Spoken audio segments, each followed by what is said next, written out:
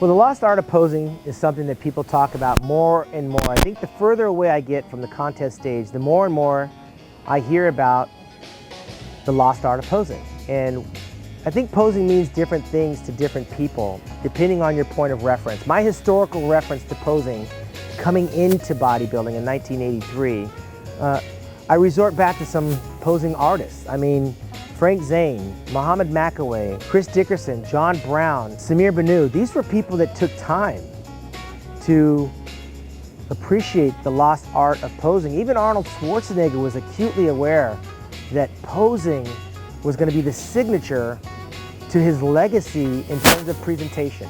Watching guys like Bob Paris and Vince Taylor and Lee Labrada, and me being a student of the game, I didn't pick up bad habits. I was learning from some people that really cared about what it is they were doing.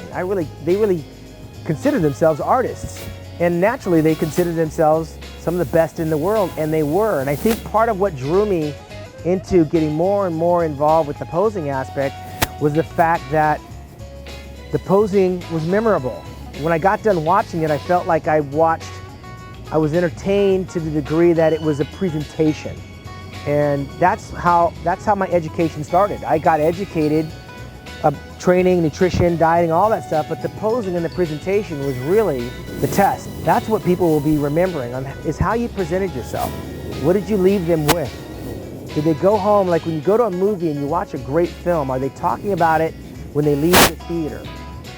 So for that very reason, I was aware early on that my selection of music, my style of posing, the color of trunks that I wore, my ability to present on stage, that's what people are going to be remembering when they leave. Not whether or not my arms were super huge, not whether or not I was ripped or whether I was smooth, but what did I leave them with? And so having those people come before me made me dig deeper. It made me elevate my game so that if you're going to compete with me, you're going to have to compete on this level. And so I believe that the posing side may take me from losing to winning.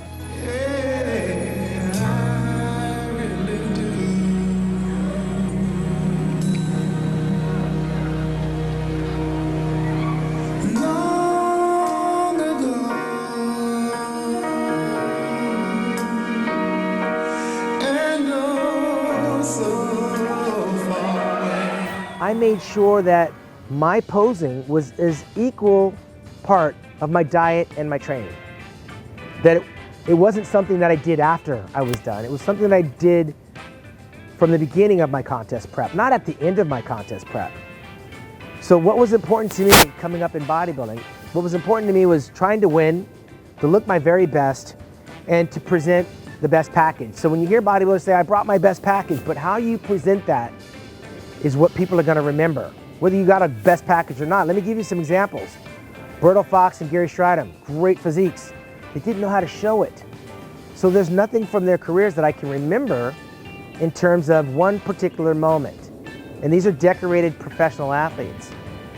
Lee Labrada, he won a lot of contests, but what do I remember him for? I remember him in Universal Studios performing at the Mr. Olympia. He looked like a matador on stage.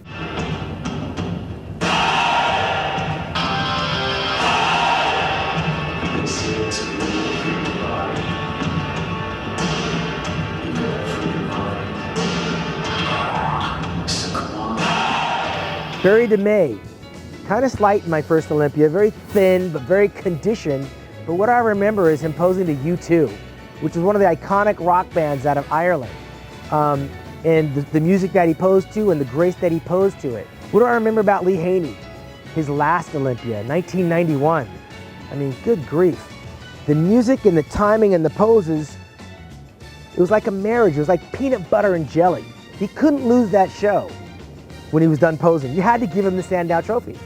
Whether you thought he had small calves or his hamstrings weren't big enough or his back wasn't on par with Dorian, by the time he got done posing circles around Dorian and the rest of the guys, it was a lock. It was a done data.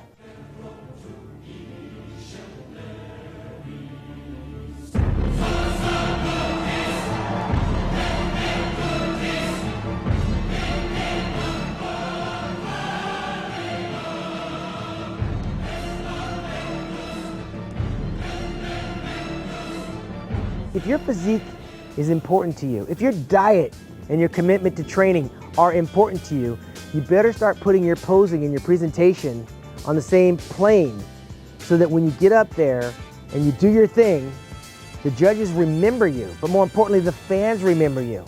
Take time and take effort to work on your transitions, to master the mandatory poses, to know that what the judges see is what you've been staring at for the past 2-3 months as you prepared. If you leave your posing to the very end, it's like getting ready for an exam and you just try to wing it. And there's questions on that exam that you didn't study for. Now you have to guess.